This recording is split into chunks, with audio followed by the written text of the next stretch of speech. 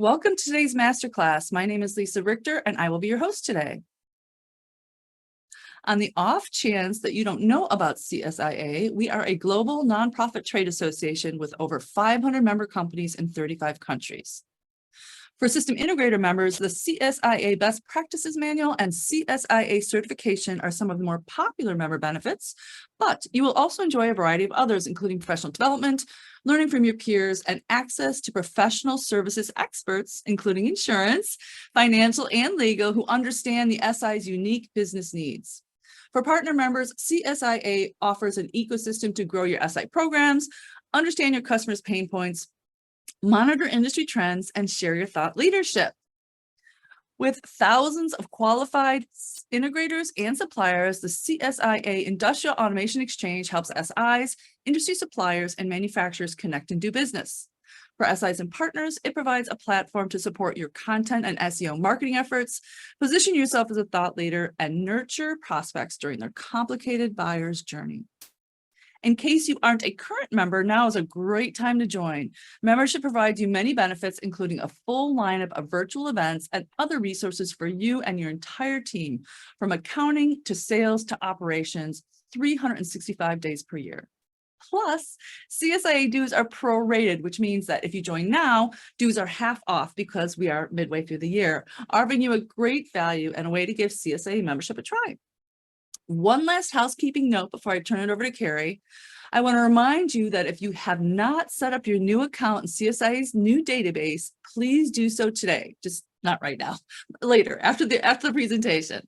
This is important because you'll need new login credentials to access member benefits, including the upcoming virtual event with ITR Economics, which I know is really popular with this crowd. At this time, I would like to turn it over to today's speaker, Carrie Espinoza. Take it away, Carrie.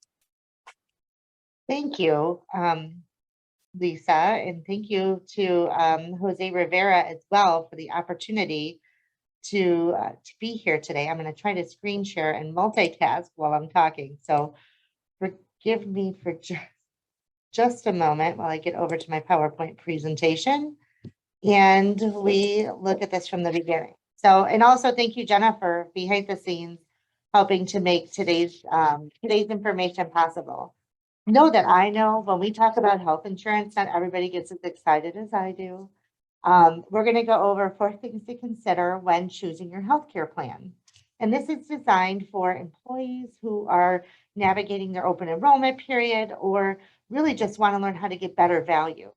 My disclaimer is that the information being shared is for educational purposes only. I'm not giving legal or tax advice. Refer to your respective professional should you need that. Just a little bit about myself. I own Horizon Benefit Services, and I'm a hire to retire solution. We have expertise in all aspects of the health insurance continuum. What that means is we know employee benefits, we know Affordable Care Act coverage, we know Medicare. Our approach is client-centered and mission-driven, and we're independent advisors, which means our client's best interest is our best interest. I've got decades of experience helping employers and individuals navigate their insurance, and I've been featured in Crane's, Chicago Healthcare Magazine, on the Shift Shapers podcast, along with other local and regional publications. I currently serve on the board for Assistance in Healthcare Zion, Workforce Development, and the Greater Waukegan Development Coalition, and I'm the legislative chair for my association, as I geek out on all of this stuff. So with that, let's get into the agenda and talk about what we're going to be looking at today. So we're going to start with the health insurance landscape.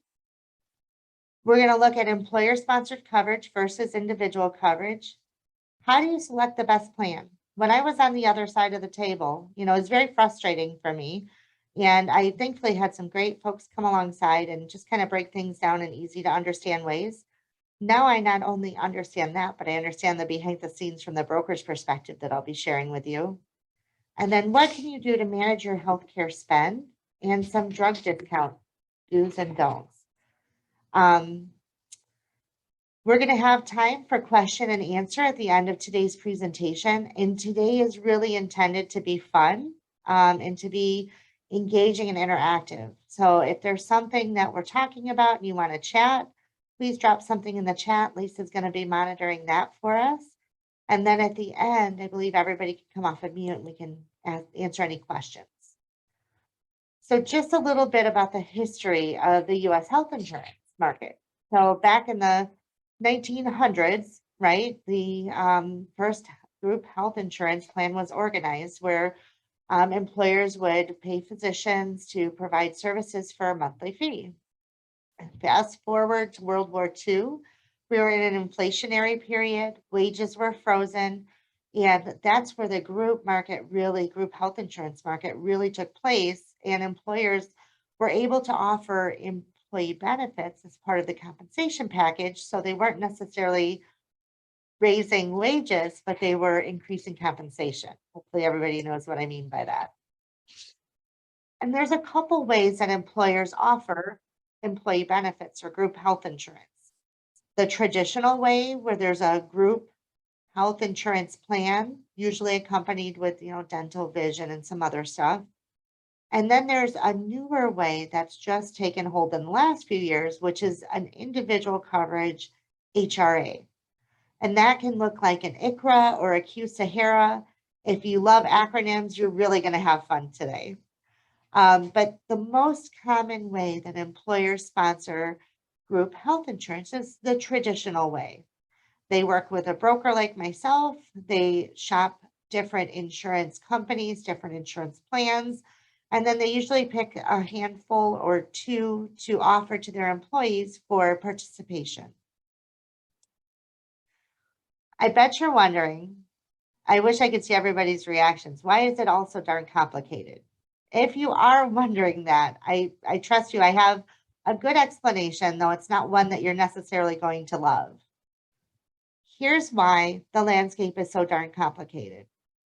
And I'm going to lead in with insurance companies because I'm an insurance broker, insurance advisor. And I used to think insurance companies were alone the culprit. I'll be completely transparent and say they're not alone. Truth be told, insurance companies actually only make about a 4% margin. It's the volume of dollars that they handle that is what makes them such behemoths. But insurance companies are part of why it's so darn complicated because they have contracts. And when your employer engages with an insurance company, they're engaging into a contract that says what's covered, what's not covered, how it's covered, when you need to get a prior authorization or when you need to get approval from an insurance company for services. So there's all these rules behind the scenes of the insurance company. Another reason why it's so darn complicated is because of hospitals and medical groups. I don't know if anybody's noticed, but in the last 20 years, our healthcare landscape has changed so dramatically, right? So it used to be you'd go to your doctor, he would do stitches, he would do lab work, he would do everything. Today, everything is so specialized and it's usually tied within a medical group or an IPA, an independent physician association. Well, hospitals and doctors have been merging to make these conglomerates and get bigger. They say it's for purposes of efficiency and operations, but truth be told, it's because the bigger they are, the more they can demand from the insurance companies and the stronger they can negotiate. Then we've got over on the right-hand side, we've got pharma. And when you think of the pharmaceutical industry, here's what I want you to think about. We've got drug manufacturers, we've got wholesalers, we've got pharmacy benefit managers, we've got pharmacists, and we've got consumers. There's a lot, even more hands, quite honestly, in the whole supply chain. But when you think of that many hands in the process, you have to think that everybody's getting a cut. And there's this whole drug rebate thing, and some pharmacies offer drugs cheaper than others. It's complicated. And then to top that off, we've got consumer behavior. Guess what? Nobody's ever taught us what I'm going to be teaching you today. Nobody has taught us how the game works and how to play it effectively. So that leads to confusion. And truth be told, about 74% of all employees are confused about their benefit. I would be surprised if that number, if people are being honest, isn't actually even higher. So let's talk about why health insurance is expensive, because I think getting this foundation laid is going to give us some traction moving into how we can save and what we need to think about when we're selecting our health insurance coverage. And again, at Horizon, we do other benefits as well, but I want the focus today to be health insurance because that's the lion's share of our costs, right? So going from left to right, you look at the average cost per person for healthcare is about $1,600. That's for someone not managing any conditions. When you get into somebody who has prediabetes, if they're only managing prediabetes, their costs go up to $4,700 a year. And that's monthly payroll deduction for their health insurance premium, as well as their estimated out-of-pocket costs. If you go to hypertension, that's about a $6,600 annual cost. Diabetes only, so pre-diabetes is, hey, I've got elevated blood sugar, maybe I'm on some metformin to control that. I'm not truly diabetic yet. Diabetes is insulin dependent, type 1 or type 2. That comes with a $9,100 annual price tag. That's a lot of money. And then we've got, if you're managing prediabetes and mental health together, that's over $10,000 a year. Diabetes and hypertension combined is over $18,000 a year. And if someone has diabetes, hypertension, and mental health, it's over $34,000 a year in healthcare spent. Now, that doesn't mean that's what the consumer is necessarily paying, but that's the total cost of the system with the monthly premium and the out-of-pocket costs that are shared by both the insurance company and the consumer. So truth be told, if you're on any medication, say you have some hypertension and you're like, oh, I don't need to take that blood pressure medicine. Take your blood pressure medicine because managing it is way more cost effective than reacting to a more major and serious health incident. So I always think it's important to remind ourselves health insurance is expensive because healthcare is expensive. That doesn't mean I love health insurance any more or less. It just means that we need to always look to the lowest common denominator and see if there's things that we can do to improve our costs. So a big question that I get from clients is, hey, I'll have somebody call me and say, my employer offers health insurance, but I think I can get it cheaper on my own. So let's look at a scenario and see if that's truly the case. And this is actually my girlfriend, Michelle. I just did some analysis for her. She left she's an advanced practice nurse, left a position with a teaching institution. She also does nursing. Left a position with a teaching institution. And as a nurse, she can either get more compensation and get her own insurance, or she can participate in their health insurance. So she said, Carrie, can you do some analysis for me? Michelle's 47 years old. She's got 3 boys. And yes, she's surviving 3 boys. I only have 2. So she's got it more challenging than I do. 20 years old, 19, and 17. With a traditional group health insurance policy, offered by an employer. And we're looking network to network being same. I've got these as close of a match as I could. Her cost for a plan with a $6,000 individual deductible, $12,000 family deductible is $1,305. I'm rounding up. And notice the maximum out of pocket is also factored in there at $6,000 and $12,000. So this is one of those plans that after the deductible, she's covered at 100%. Looking at an individual plan option, looking at the same network, closest deductible match we can find.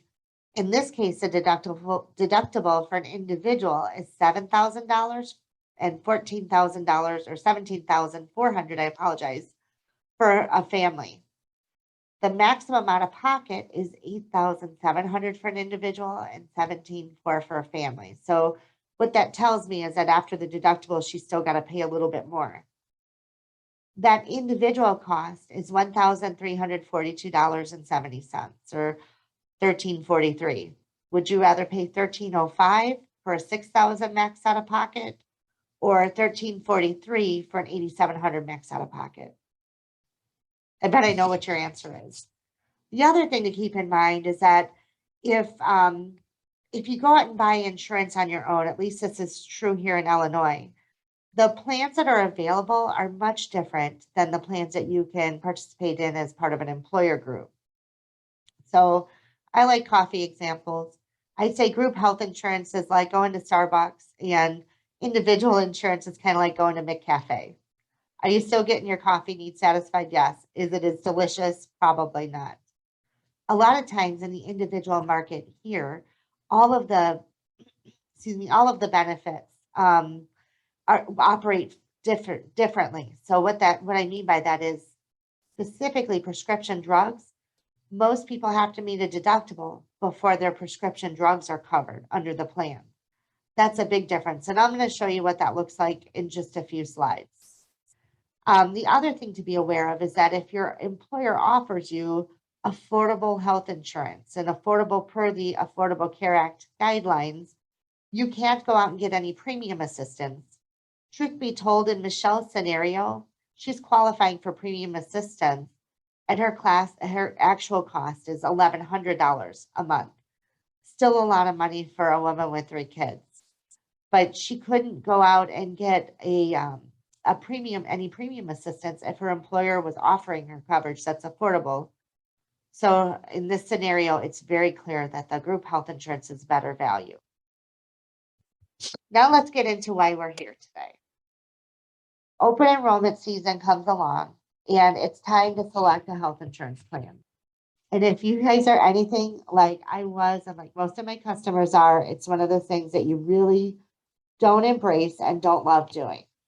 But I'm going to give you some tips and tricks that are going to help you get good value. Yes, they're tough decisions, but if you look at these 4 key factors, you're going to be way more satisfied going into your 2023 plan year. The first is understand that there's different types of plans. And we're going to talk about what the different types of plans are. Then, how do you select the right network? Do you want a plan with co-payments, or do you want a consumer-driven health plan that's compatible with a health savings account? Bottom line, what's your maximum out of pocket? And do all of your co-payments apply to your maximum out of pocket? So let's get into understanding the different plan types. We have HMO, POS, PPO, EPO, and HDHP with HSA. If you're not acronymed out yet, I'm clearly not doing a good job. Just kidding. So let's start with HMO. HMO stands for Health Maintenance Organization.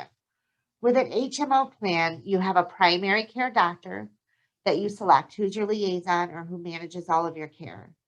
Should you need to see a specialist, you get a referral, and there's no out-of-network benefits. I'm going to give you a scenario on someone who's a good fit for an HMO. We have Gail, who's 30 years old.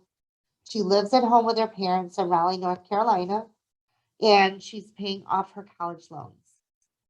When it's time to enroll in one of her employer health plans, she chooses HMO because it's the least expensive. This helps keep her expenses down so she can pay off her debt faster. She also doesn't have any serious health problems, just some seasonal allergies and occasional migraines. Her regular doctor and allergists are included in the HMO network. Her main doctor is her primary care physician who gives her referrals in network to the specialist like her allergists. She doesn't mind the extra step because she'll get the care she needs at the price she can afford. That's the HMO. Now let's move on to the POS. And POS stands for point of service. I know that's often a question that comes up is what does POS stand for? It stands for point of service. The POS plan is like an HMO in many regards, except that there are out-of-network benefits. So let's talk about a scenario that might work for someone in a POS plan. Donald is 43 years old. He's a divorced father living in Houston, Texas. Son attends college in Atlanta. Donald's girlfriend lives in New Orleans. He has type 1 diabetes and regularly sees several specialists. In the event he gets sick while he's visiting his son, out of state, or his girlfriend, he wants to know he'll be covered. His son is also able to see out-of-network physicians in Atlanta during the school year, so for Don, paying more for the flexibility is totally worth it. Then we have EPO. EPO stands for Exclusive Provider Organization. With an EPO plan, it works very much like the HMO as well, except for it's got a larger network. There are no out-of-network benefits, but you don't need a referral to see specialists. So let's talk about Karen. And Karen's 35 years old. She manages a chain of restaurants throughout the country. She has asthma, sees her specialist a couple times a year. She travels a lot on business. Karen chose the EPO because it's got a large national network. Regardless of what restaurant she's visiting, she has access to doctors and care away from home. Her EPO also doesn't require referrals, so that's a convenience that she's willing to pay a little bit more for. Excuse me. Then we have the PPO, and PPO stands for Preferred Provider Organization. This is usually the broadest network option available. There's in-network options, there's out-of-network options. Obviously, if you stay in-network, you get a better deal. There's a greater discount negotiated. Remember that other slide between the doctors and hospitals and the insurance company? They have a contract, so you get to stay in-network for cost savings. You can go out-of-network at an additional cost. There's no referrals needed. Here's an example of who might be a good fit for a PPO. We've got Janelle, who's 38, out of Jacksonville, Florida. She's been married for 5 years. The couple, she and her husband, are having difficulty conceiving, and they've seen a number of fertility specialists.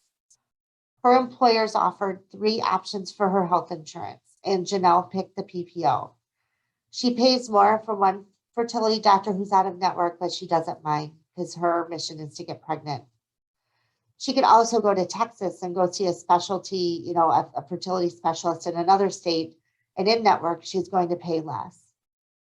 And then the last option is a high deductible health plan, or HDHP, with an HSA. HSA stands for Health Savings Account. With all of these options, it's really important to know that your preventative services, your annual physical, colonoscopies over a certain age, mammograms, cervical cancer screening, etc., are all covered as preventative services in network for no copayment. That's also true with the HSA, the high deductible plan.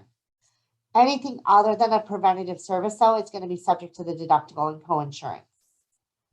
These plans pair nicely with a health savings account, which will save you about 30% on medical costs. It's also a great tax shelter. So we're going to talk a little bit about what these actually look like. And when you're thinking about choosing a plan, here's what I would think about.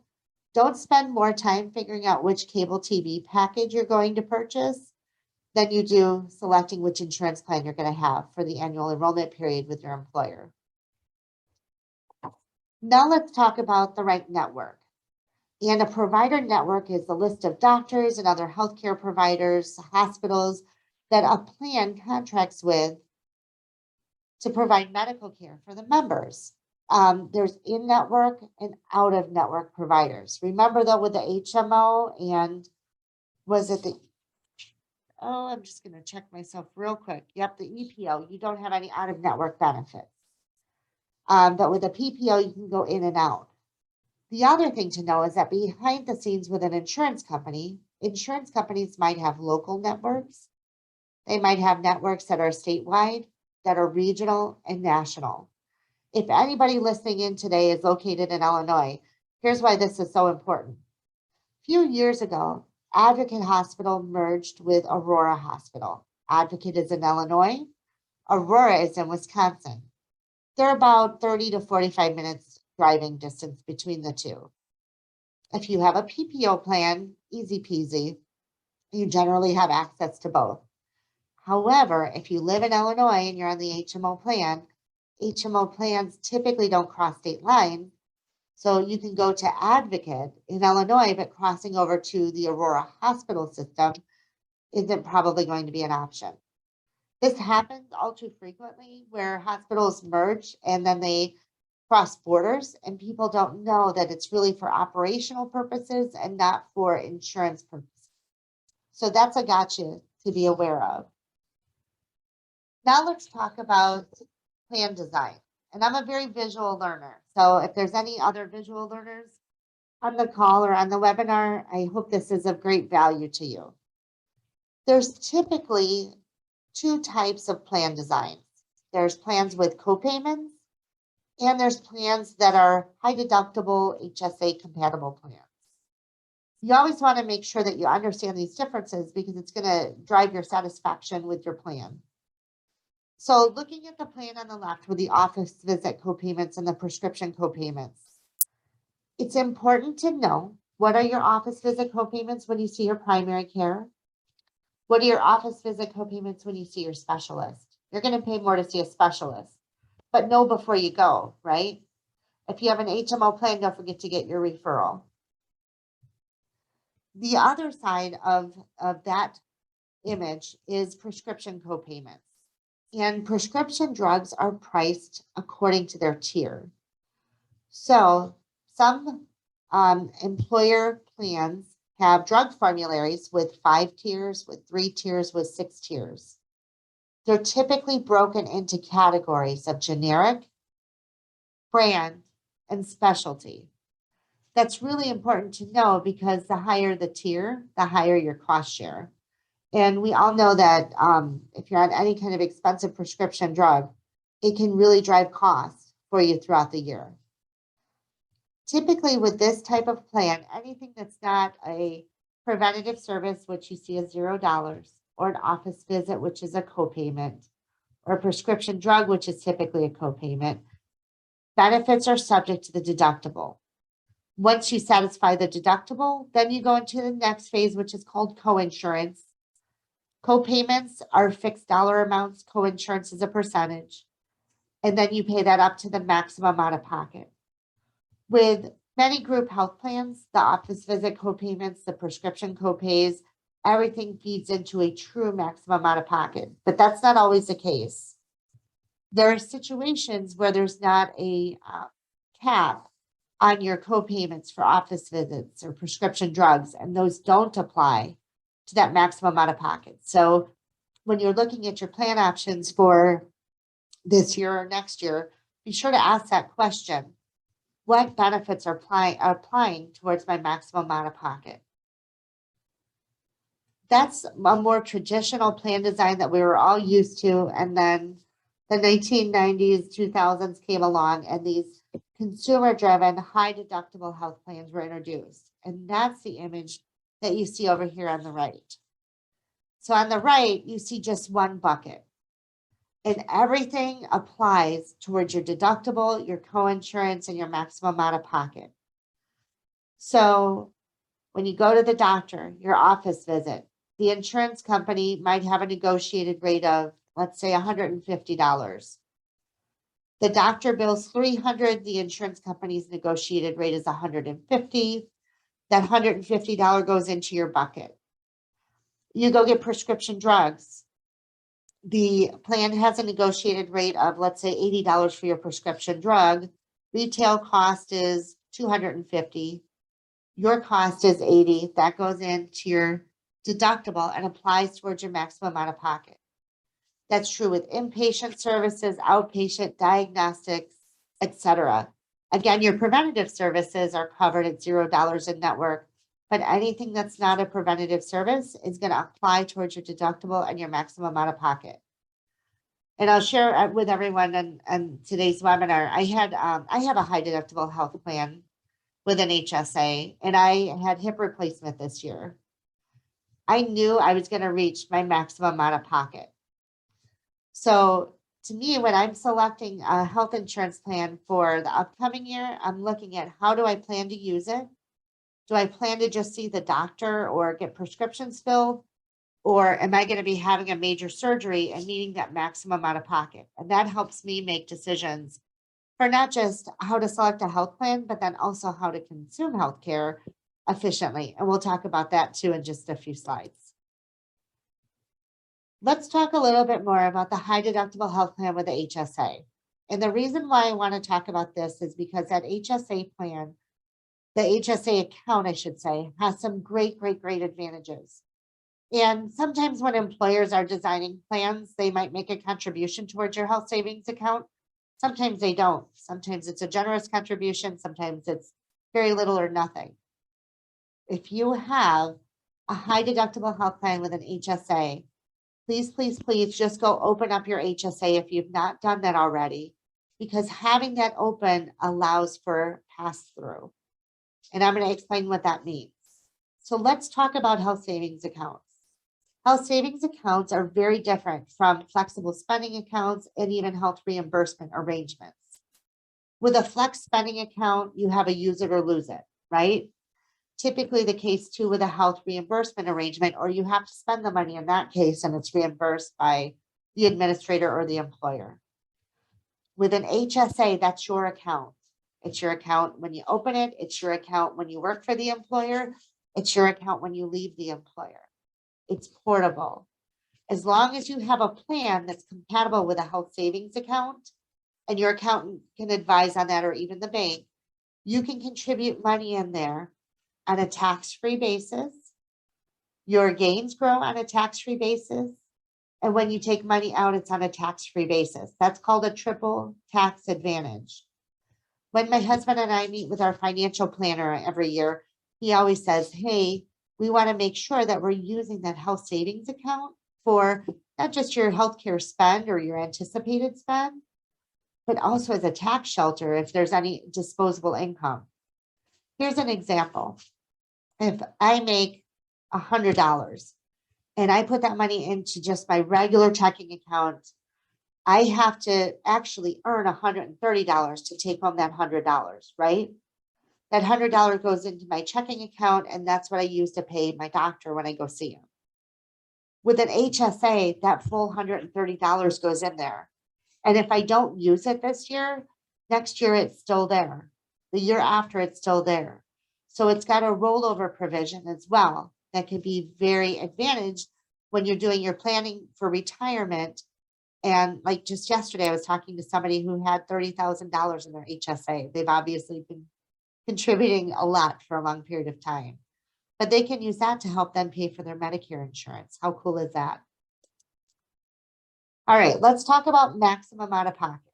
Maximum out of pocket is the cap or the limit on the amount of money that you would have to pay for covered healthcare services in a year.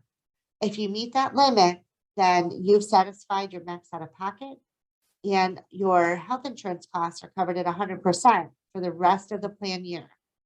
Here's another question to ask your plan. Do you have a calendar year limit? Do you have a policy year limit? A plan year is the 12 months between when your coverage is effective and when your coverage ends. But I've got group clients that we do benefits for that we renewed in July that work on a calendar year deductible. So just make sure that you understand that. And also keep in mind, if you have dependents on your plan, your maximum out of pocket, your deductible could be embedded when you have dependents, or it could be aggregate. Think of it like this. I like analogies. So think of a 3-car garage. If you have an embedded deductible and maximum out of pocket, once one person takes their car out or takes their healthcare out and starts driving it, they're good to go. Remember when we were talking about the 6,000 individual deductible, 12,000 family? In that case, once one family member takes out their healthcare and starts driving their healthcare car and spends $6,000, then their deductible spent. In other cases, it's the whole everybody has to take the car out and everybody contributes to the cost. So aggregate plans have a deductible and max out of pocket that typically has to be satisfied by the entire family, whether that's one person, 2 people, or more. So just be aware of that too when you're looking at your plan options and how your deductible and your maximum out of pocket work. As we indicated, or as I indicated in a prior slide, under the Affordable Care Act, most of the plan benefits, the co-payments for office visits and prescription drugs go into that maximum out of pocket, but not all plans are fully compliant with the Affordable Care Act. So you want to find out, hey, is there a limit, a true maximum out of pocket on what I'm going to pay? I talk to clients all the time who get caught up in the co-insurance percentage, and that's how they make their decisions. And I say, while that's important to be aware of what your co-insurance percentage is, whether it's 70% or 80%, realistically, from a consumer's perspective, you want to know When does your deductible start? And when does your maximum out of pocket hit? When do you start to receive benefits? And when do you put the lid on your bucket for the year and not have any more out of pocket expense? I had my hip replacement in May of this year, so I met my maximum out of pocket. Let me just share with you, as a consumer now, I'm gonna get to the dermatologist next week. My kids are having everything done. Heck, a couple weeks ago, my husband called me because I had a child on the way to the emergency room. And he says, Carrie, it was just a bump on the head. I don't know that he needed to take the ambulance. So I told him no. And I said, oh, no, darling, we've met our maximum out of pocket. He can take the ambulance. When you meet your maximum out of pocket, you can think about being strategic then with the rest of your spend for the balance of the year. So let's talk about, and we're almost wrapped up. We'll open up for questions and answers, but let's talk about how to manage some of your healthcare spend. And what I just shared with you is definitely one way. I believe a penny saved is a penny earned. So keep track of your healthcare spending, if not monthly, quarterly. Where are you at with regard to your deductible? Have you met your maximum out of pocket? Plan your healthcare spend the way that you plan your other spending, your vacations, your travel, your big ticket items. Keep in mind that preventative services are not free, but they are provided at no cost in network. I'm kind of old school in the sense that there's no such thing as a free lunch, right? But no cost. I mean, it's built into the cost, right? It's built into what your employer's paying and what you contribute. Get your annual physical, get your preventative services done. Two things to just kind of be aware of, and there's more, but two top things is A, when you go in for a preventative service, if the doctor asks you, hey, how's everything else? You're going to be tempted to say, oh, my back hurts, or I hurt my toe. As soon as you tell them that something is wrong in a preventative visit, you've now moved that to a diagnostic visit, and your office visit copayment or your deductible could apply. So whenever I go to the doctor and he asks me, hey, Carrie, is everything else going great? I say, doctor, I'm here for my preventative service. While I appreciate your concern, I will make an office visit appointment if I want to talk to you about any other condition. And he usually laughs at me and says, oh, yeah, I forgot you're the insurance Carrie. The other thing is with colonoscopies, and this is a big gotcha. If you've not had a colonoscopy yet, just you wait. It's more fun than you ever thought. When you go in for your colonoscopy, your first one especially is supposed to be preventive. But if they find anything, even one little polyp, that changes that from a preventive colonoscopy to a diagnostic colonoscopy. So the only thing more disappointing than finding out, oh, everything's not perfect is when you get home and you get that bill. I was actually, one of my stories in Cranes was about my experience with that and getting a $2,000 bill from my colonoscopy procedure.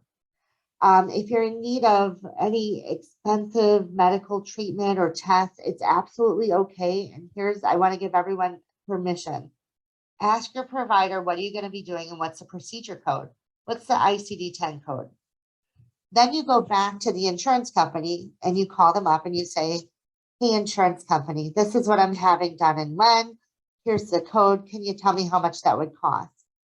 That gives you an idea of what to expect, because there's nothing worse than going in, thinking you're going to spend 200 and you spend 2,000, right? It's absolutely acceptable to ask those questions. Nobody's just told us that we need to do that or given us permission, one of the two. And don't be afraid to ask too, doctor, like if you're going in for surgery, you're going to have an anesthesiologist bill. You're going to have a facility bill. You might have a lab bill. Ask what all of those codes are so that you have an idea of how that's going to be built for you. The other thing is leverage your FSA, your HSA, and other tax savings opportunities. We talked about HSAs. FSAs are also a good tax strategy or tax saving vehicle. Just remember with those, if you don't use them, you lose them. And then have you ever thought to negotiate your out-of-pocket costs? Well, let me tell you, it's not only possible, it does happen. Here's how it happens. So the $2,000 colonoscopy bill I got hit with, I called the facility right away and I was like, hey, look, I get it. Not your fault that you guys found something. not the insurance company's fault, not anybody's fault, but this wasn't something that I had budgeted for. I had thought I was coming in for preventative service. You're giving me a $2,000 bill. How much can we settle for if I pay you in full right now? And they're, you'd be shocked. They'll come back with, hey, we don't negotiate. And then I always call back and get a second opinion. Ask twice. The worst they can tell you is no.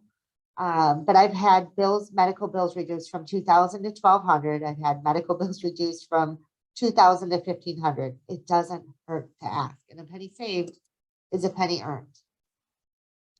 And as we close out, I just want to talk about some drug discount do's and don'ts. And this is so near and dear to my heart and important because prescription drugs are really, really expensive.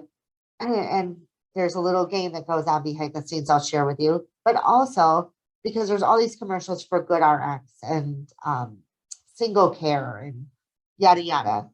So here's what I want you to do when you get a prescription. If it's a brand, don't be afraid to ask if there's a generic or a generic alternative. Also, be aware of pricey combo drugs. When the patent on a drug is getting near its end, some drug manufacturers will reformulate the medication into something new so they can price it higher than the generic. And believe it or not, this happens all the time, especially with insulin.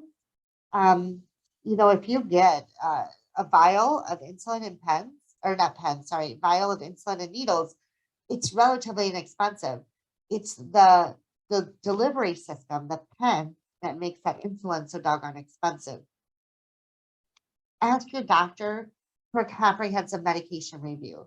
Are you seeing one doctor for your allergies, another doctor for your heart, another doctor for your cholesterol?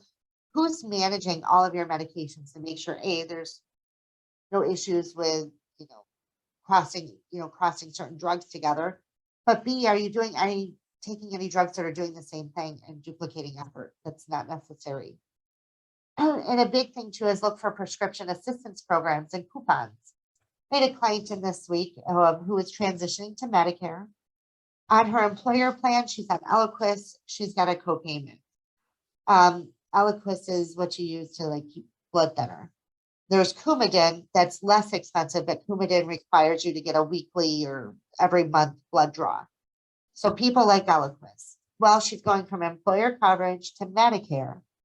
And on Medicare, it works completely different. And I say, ma'am, this Eliquis is going to be really pricey. Do you want to do Coumadin? And she goes, no, I really want to stay on the Eliquis, but she's having trouble affording it. I told her, I said, call the drug manufacturer. I actually helped her look it up. There was a program that if she qualified for would cover her Eliquis in full.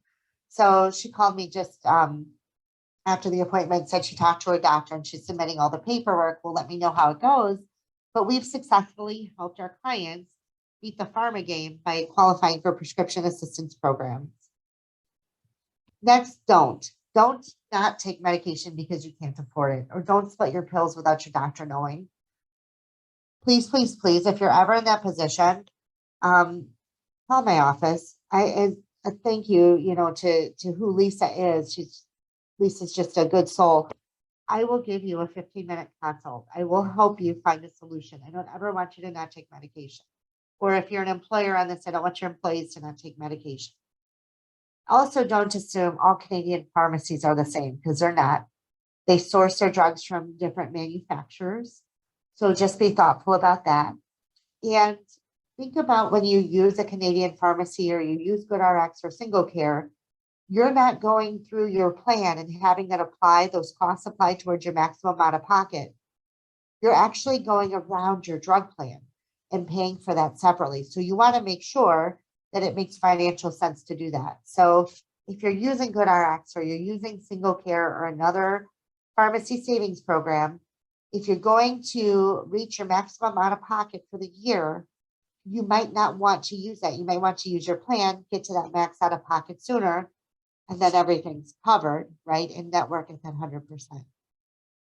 In closing, the cost of health insurance is expensive. Know that I agree with you. I also understand that it's expensive because the cost of healthcare is expensive. As a purchaser and as consumers, we all share the goal of getting value, finding value and getting value. So hopefully this webinar has been of value to you and will also give you some tools and some tricks to get better value for your healthcare dollar. So thank you so much, Lisa. Thank you everyone for your attention today, and we'll open it up for questions. Yeah, so if you do have a question, go ahead and pop it in the chat, or you can use the Q&A feature. We'll keep an eye on that, but I have a few questions, Carrie. Full disclosure, I met Carrie because I used her to find my insurance plan, and was finding the information just so eye-opening. Like, all these years I've been shopping, I've been out on the open market as an individual and having to buy my insurance before the Affordable Care Act. I had to buy my own insurance with the Affordable Care Act, and then finally found Carrie, and just my mind was like, all these things I didn't know, even after all those years of navigating the system. And one of the things that was very eye-opening to me is the little suitcase on your insurance card. So when you get a minute, pull out your insurance card and look at it and see if there's a little suitcase on it, because Carrie explained why. So a lot of our members travel. They'll be going on to customer sites, maybe out of state, where they're, working in the factory or on the factory floor. So I want you to explain to people how important it is to make sure that your insurance covers you out of state, or what happens if you are in a different state and you have to take an ambulance somewhere. What, just talk to us about that. Yeah, so she's talking about a specific carrier. She's talking about Blue Cross is infamous for having this little suitcase logo on your insurance card. It says PPO. And there's like the example I was showing with the Blue Choice Preferred PPO is really like an Illinois plan. But when you get your insurance card, you get that card with the suitcase logo and PPO in there, which means, guess what? If you're traveling for work, you actually have access to doctors outside of that network. But I do recommend, Lisa, to your point, for everybody, call and find out from your plan before you need it. How's it going to work if this happens? Do you have coverage globally even? Because some folks travel globally for work. And I'll tell you, being a broker, there's different market segments and everything is covered a little bit differently depending on the carrier and what market segment. So if people want to get help with, find somebody like you, I know you're licensed in Illinois and you're licensed in Wisconsin, but if there are folks on the call who are maybe in Indiana, what do you recommend that they do? Great question. So I'm always happy to, to provide some general guidance and connect you with resources. I'll put in the chat. There is my professional association. I'm a member of the National Association for Health Underwriters. We are in the process of changing our name soon, but not yet. But it's dehu.org, and there's a find an agent feature where you can find an agent in your area. And here's what I recommend too. Not all agents are created equal, so interview them. What are your needs, or what do you think your needs are? What is the agent going to do for you? How are they going to help you as an employer or help you as an employee? Not just buy insurance. It's so much more than that, right, Lisa? Mm-hmm. How are they going to help you get value? Okay. I don't see any other questions in the chat. So given that, I'm going to ask my lovely assistant, Jennifer, to bump Carrie off the stage. And now I've got my wrap-up slides to go through. Thank you. All right. So on behalf of CSIA, I would like to thank our speaker, Carrie, for this informative discussion. I would also like to thank Horizon Benefits for presenting this event. And of course, thank you for attending. I'd also like to remind you that a recording will be available for viewing within the next couple of days. Be sure to bookmark the CSIA events calendar so you don't miss any upcoming events. And one last thing, please check your spam folder for any CSI emails you might have missed. I've noticed a lot of legit emails getting trapped a lot more recently, so please do that for me. Even better, whitelist CSA so you can stay up to date. This concludes our program for today. Once again, thank you for joining us and have a great day.